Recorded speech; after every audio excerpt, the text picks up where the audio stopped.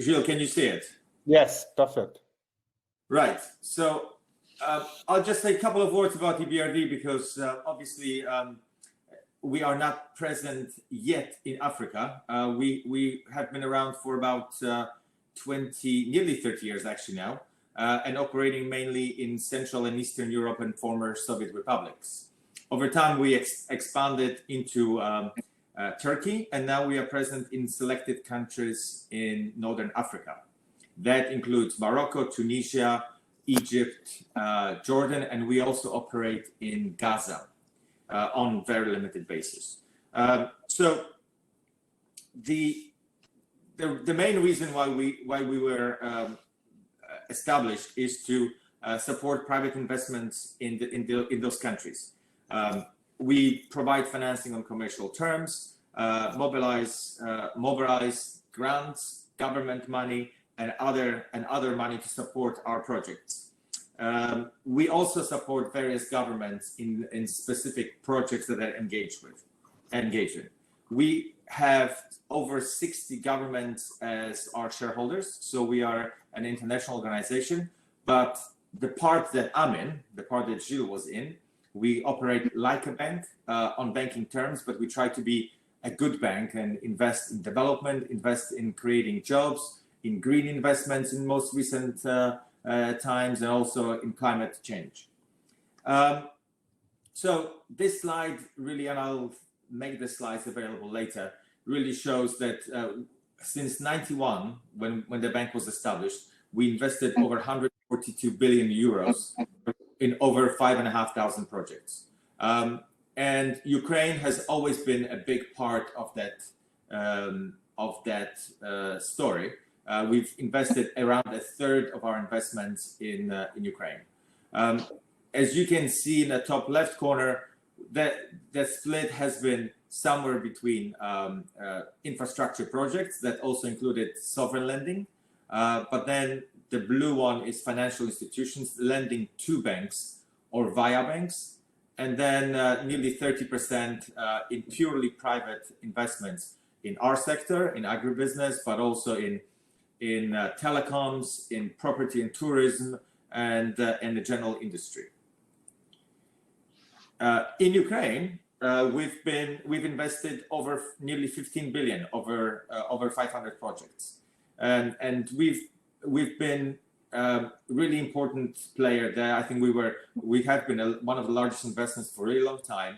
We have had office in Kiev from the beginning, but we also have offices now in a number of other towns like Kiev, Kharkiv, Lviv, and Odessa.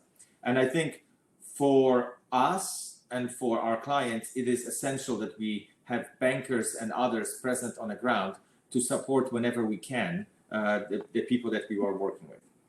Now, let's talk about Ukraine, and I know the time is quite short. So for those who are not aware of history of Ukraine, on the recent history of Ukraine, after the collapse of Soviet Union, it became an independent country, and it had to sort of develop its own industry anew. In the agri sector, there have been a number of issues. A lot of land under the Soviet Union was collectivized, so there was no private land ownership. The equipment that was available in agriculture was outdated, and technology was also of the past years. The political system, let's say, was not very stable, and the logistics were quite poor.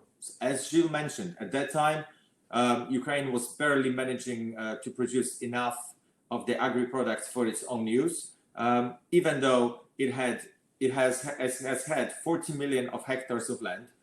Big chunk of it is black earth, which is one of the best soils on earth, and it has a huge potential. So it also has another thing that Ukraine has going for it.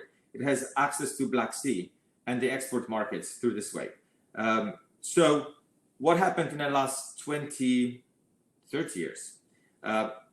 Some things have not changed, and those things continue being an issue. And despite those things, Ukraine has become a success. The private land ownership has been subject to debate over many, many years, and it's still unresolved. It has been privatized, so there are a lot of people who own very small plot of lands, but how that land is transferred, how can it be consolidated, sold on, this still remains an issue and is not addressed. There is still, political system is still relatively unstable. There is a war or frozen conflict in the east of the country, and the democracy in Ukraine is going through lots of democratic processes, which some of them be more stable than others. There is still certain limitation and bottleneck in the logistics. However, 75 million, as this slide is showing, millions of tons of harvest was collected in 2019. 57 million was exported, so nearly 2/3 of what Ukraine produced has been exported, and there is still a substantial potential to grow. How in our view, how did it happen? In part because of this asset that Ukraine has got, the Black Earth. There was a lot of interest from foreign investors. A number of them invested in the country. And that cannot be underestimated. However, a big part of the success story comes from business that was developed on the ground. Companies like Nibulon, which will speak after me, which has developed into both an agri company and a trader, international trader, company called Kernel, which has 500,000 of hectares of land under management. Companies like Astarta, with whom we have been working for the last 15 years, which started as a sugar company, now has nearly 300,000 hectares of land under management, and is trying to raise the game in terms of technology applied. Each of those companies invest in land, invest in technology. We did a webinar a week ago on precision farming. Kernel is at the forefront of those investments. The same things with Nibulon. Logistics in Ukraine, as I mentioned earlier, perhaps is still lacking. Rail transport is a bottleneck. A company like Nibulon developed a river transport, which hasn't been touched for many years, and making this into a great success. There is a lot of focus on bringing investments, but also nurturing companies domestically. And I think another element that Ukraine has got is this huge patriotism of people who are based in Ukraine, how much they want their country to succeed. And I think a lot of them, despite political systems, despite certain level of corruption, they're really driving forward the country and the sector to be the best what they can be. I'm not sure, Gilles, how I'm doing on time. I think I need to stop there to give floor to others. If you don't mind, you should stop there, especially because it would be good to keep some time for questions. We already have a question on how you have how also SMEs in development. So on that one, quickly, maybe I'll just quickly answer. Okay. We as EBRD, we do lending in 3 different forms. One is lending directly to companies, and we work with companies such as Nibulon, such as Kernel, such as Astarta. And then we also provide financing to banks, and we lend via banks to SMEs. Some of those transactions also involve risk sharing, so we take a portion of the risk on SMEs. But in the recent years, we also established a separate SME unit, which does a number of transactions for companies that have turnover of up to 50 million euros and employ less than 500 employees. Okay. So we do direct financing and indirect financing of the SMEs. Very good. Okay. Thank you. Thank you, Wojtek. If there are more questions, I'll come back to you. So Volodymyr, you think you can address your presentation now? Yes, let me try. Okay. Yes. It works, Super. yeah? Yeah, because I think this is quite an impressive presentation with some photos that shows the dimension of what you have achieved. So looking forward to hear you. Go ahead. In Ukraine, yeah, thank you, Gilles. In Ukraine, we used to say that this is better to see 1 time than hear 7 times. So Yes. that's why there are a lot of photos in this presentation, because the photos very nicely illustrate the achievements of our company in logistical infrastructure and in investments of the logistical sphere. So, but you still have only 10 minutes. Yeah, I remember. So let's try with brief information about the Ukraine as an agri-producer and agri-exporter and the place of Ukraine in the global market. And the chart on the right side, you can see that Ukraine export of grains and oilseeds reached more than $7 billion in 2018. And Ukraine are at the same level with such big players like France, Argentina, India, Canada. So Ukraine is in the top 7 exporters of grain products in the world. Why Ukraine became so big player and why Ukraine became so successful, especially in last years? The first answer was the nature of the country. The country is gifted with very resources very suitable for agriculture production. 70% of the country's territory is devoted to agriculture, and 55% of the country's territory is arable lands. Out of this arable lands, 60% is black soils, and it means that Ukraine has on its territory about 30% of all black soils in the world. So it's a huge potential for agriculture production, because black soils are famous as the best type of the soil for agriculture production. And as a result, the part of agri-production in Ukrainian GDP is 14% in 2019, in year 2019. And part of agri-production in country's export is 44%, especially grains. Takes 25.8% of country's export. It means that agri sector is the main source of foreign currency for Ukrainian economy as for today. So once again about the geographical location of Ukraine that Wojtek already have mentioned, but just to illustrate it, you can see the picture that thanks to the access to Black Sea, Ukraine can very efficiently supply such a big importing regions of the world as Northern Africa, European Union and Middle East with grains and oilseeds, and also have access to other parts of the world such as Southeastern Asia, first of all, that becomes more and more important consumer of Ukrainian products. How is agriculture production organized in Ukraine? Again, as was mentioned, we don't have the open market of arable lands, unfortunately. Almost all lands are leased by producers, so the farmers are not the owners of the land in Ukraine. They need to lease it from the people who has a very small plots of land. And but such a environment gives the ability to farmers to accumulate in their hands quite big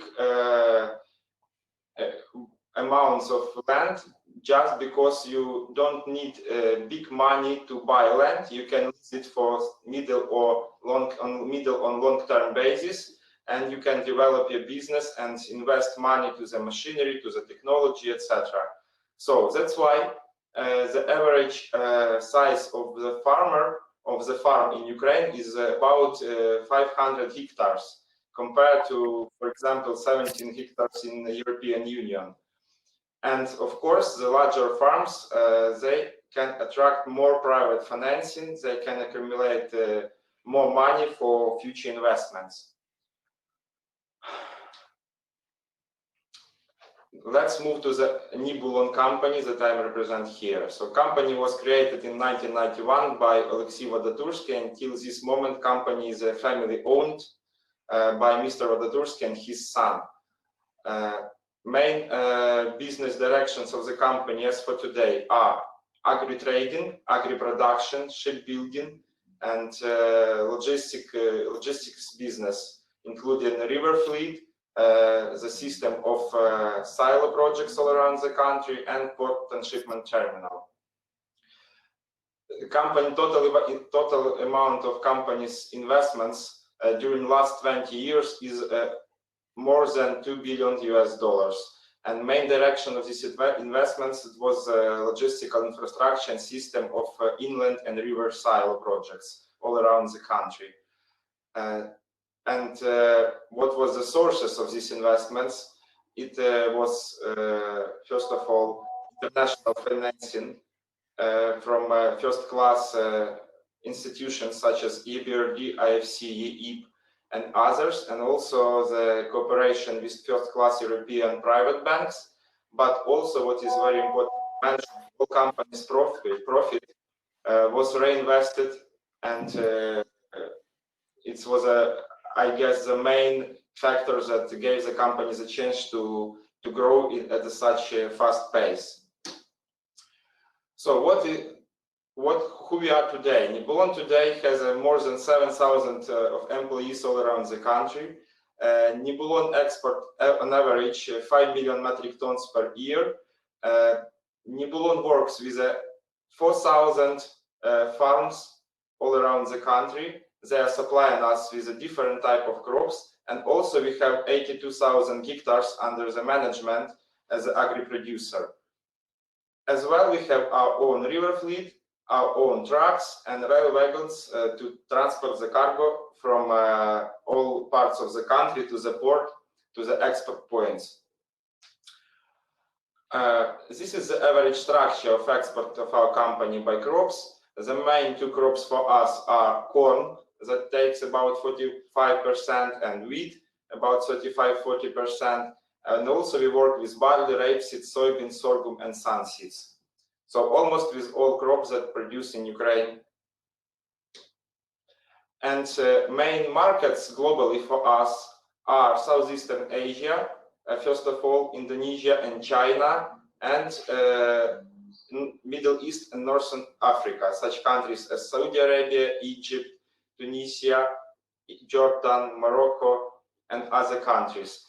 And of course, we are looking forward. We see a huge potential, and we would like to make real efforts in future years to increase our import to Western Africa and to Sub-Saharan Africa countries as well, because we see the very nice dynamic of consumption in these countries, and we expect to have more demand from this part of the world. So, looking at the map of Ukraine, you can see that Nibulon is presented in 13 regions of the country, spread from south to north and from west to east. So there is no any concentration of some particular part of the country. We are trying to be as much as close to agri-producers at every part of Ukraine.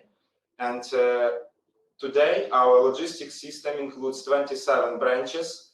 Yeah, I will show you the photo of our silo projects a bit later, but what is important to point that all of them are modern, all of them are built with using of first-class equipment from different producers from Europe and United States, and all this gives us the possibility to be as much efficient as possible at all stages of the business. Volodymyr, we're running out of time a bit, so if you can move a bit faster, thank you. I just wanted to pay the attention on the fact that sometimes you need to pay more money to get your investment project done, to buy the first-class equipment and technologies, but it will be paid back with a less cost of salary, with a less energy consumption, etc. So let's move forward. And there is a main difference between Nibulon and other companies in Ukraine. Now you see the map of the country with a usual scheme of logistics of cargo from production regions to the ports. This is existing logistics in Ukraine, and you can see that usually companies move the cargo by railway or trucks from different parts of the country to the ports of Odessa, Mykolaiv, and Pivdennyi. But Nibulon built a bit another story. We used to accumulate cargo on river silos and move the main part of our export volumes by rivers, by Dnipro and Southern Buk River. So now you can see the pictures of our port transshipment terminal. The total capacity of this terminal is 180,000 metric tons, with transshipment capacity about 30,000 metric tons per day. One more picture of the port transshipment terminal and some pictures of river transshipment terminals. On average, they have 80,000 metric tons of storage capacity and can load on barges from 4 to 8,000 metric tons per day. And some pictures of our fleet as well. We have different types of fleet. We have 42 barges, 19 tugboats, some dredging units, some transshippers, harbor boats, and even high-speed passengers vessels. And also we have two powerful transshipment floating cranes that give us opportunity to transship cargo not only at berth of the port terminal, but also at outer anchorage of Mykolaiv seaport. And thanks to this, we can almost double our volumes of export if needed. So the reasons behind the success. Nibulon invested to build a modern and efficient logistics infrastructure. So company has its own original idea, and company kept the direction and put efforts to realize this idea in real life. The company worked closely with international financial institutions, international and local financing for investment and short-term financing to working capital to purchase grains from farmers. It's also, we have to pay attention to the fact that Nibulon always committed to high standards of quality, transparency, and integrity. All these factors are linked to one with another, because without the clear view on your business, without your idea, you can't get the financing from first-class institutions. And of course, without their support, your business will not grow so fast as we have seen here. And thank you for your attention. And one more picture that you can see the process of transshipment of grains from barges delivered by river to the seagoing vessel. Thank you. Thank you. Thank you. It's very, very impressive. If you have questions, please don't hesitate through the chat to ask a question about Nibulon. But also please note that the company can do more business in sub-Saharan Africa. And if you want to establish connection, please connect through the chat to Volodymyr directly, and he will be happy to give you his detail. So we're running out of time, but now I'd like to move to Nikolai Gorbachev, an old friend of mine, because we know each other for many, many years now. You know, I think without the Ukrainian Grain Association, the situation would have been different today in Ukraine, because they have promoted the dialogue between the private enterprises and the government, and having the good connection between the two is fundamental in the success story. So Nikolai, please, all to you. Okay, thank you very much, Gilles. Thank you very much for the organizer for such a good event. For all of us, it's too important to exchange the experience and how to improve the situation on the grain and agro market around the world. Of course, we are like a country and a real patriot in a country. We feel the responsibility for the rest of the world and for the rest of the people, especially for the people who has not enough food in their own countries. First of all, I would like to say that the Ukrainian Grain Association, it's a public organization, and 90% from total grain export done by our members. And of course, I am proud that such company like Nibulon, Kernel, and the biggest international like ADM, Dreyfus, and French company Soufflé, all of these companies are members of Ukrainian Grain Association. The Ukrainian Grain Association more than 20 years. And of course, from the beginning, it was too difficult to create the real dialogue with our state, because this changing mentality after epoch Soviétique, after social understanding what should be done, and to move to capitalism, it was not so easy. But thanks to all international organizations and to all big companies with 100 years history who came to Ukraine and first of all create the competitive market. And this competition bring another culture of the business in Ukraine. Of course, this company hired Ukrainian people, and these Ukrainian people were educated in that company. And even after they moved to another Ukrainian company, all of them had experience how this business should be done. I remember 20 years ago when Ukraine grew just a little bit more than 40 million tons, and our export was about 10 million, and we thought that for us it's enough. National security is food security covered, everything is okay, and now we produce about 100 million tons. On a past year, we produced 98 million tons grain and oilseeds, and export grain and oilseeds more than 62 million tons. Two of third part we exported. It means we can feed in 3 times more people than our population in Ukraine. And of course, it's thanks a lot to our geographic connections with the sea and our climate, our soil, but soil is not enough.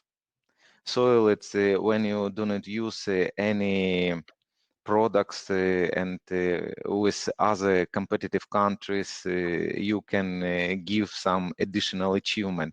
But Ukraine still need to invest in a soil, in a technology. I remember when 20 years ago, we even had no harvesting combine, which could harvest corn directly on the fields on a grain.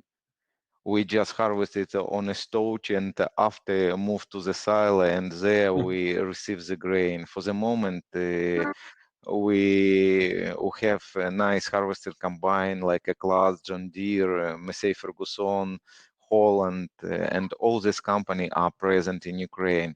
It's because we created dialogue with our state, and new generation of state, they start to listen business, and business has strong voice. And each of the company very difficult to protect their own interests, but through the association it's much easier. And when we have some difficulties and our state cannot understand what they have to do, of course we use opportunity to ask support from such organization like European Bank Reconstruction and Development, from IFC, World Bank, World Trade Organization, and we just show that the business can protect own interests, because in reality it's business who create working places, it's business who make additional value, it's business, they are so optimistic, businessmen, they are so optimistic, they invest their own money today and they hope to receive some profit in the future. and it's because of this optimistic businessmen like Alexei Vodatursky, for example, in Nibulon, that we've got such nice infrastructure. I remember when in Ukraine we had just 2 port terminal, one in Nikolaev, one in Odessa, and we could not transship more than 5 million ton a year. We could not. For the moment, we can easily transship 70, even 80 million tons. We have not enough grain to fulfill all our port terminals, and we continue to build and improve our infrastructure.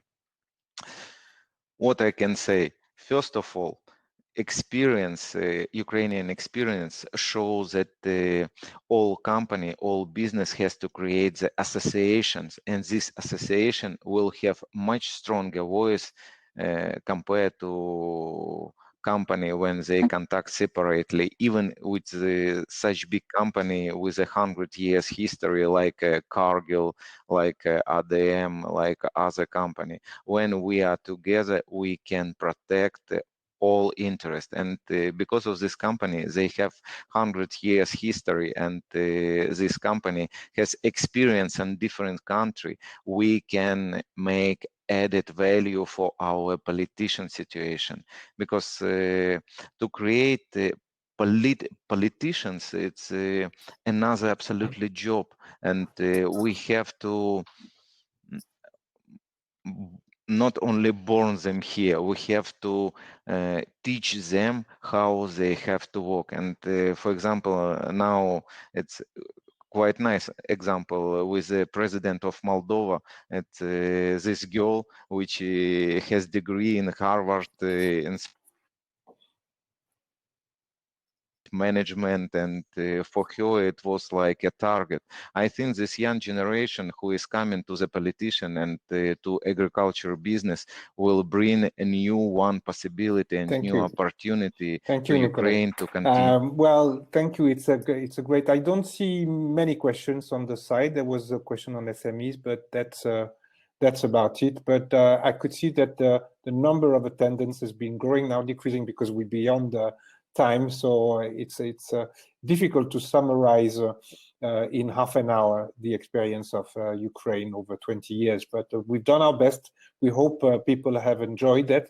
I like to take the example of Egypt and Ukraine. You know, Ukraine has a very good river to take the grain out of the country, and Egypt has a very good river to take the grain in the country, and Nibulon is sharing the experience they had in Ukraine in Egypt to try to improve the logistic there.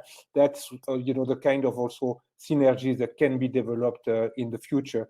I also came across a few entrepreneurs in Ukraine who are planning to invest in Africa and develop the production in Africa.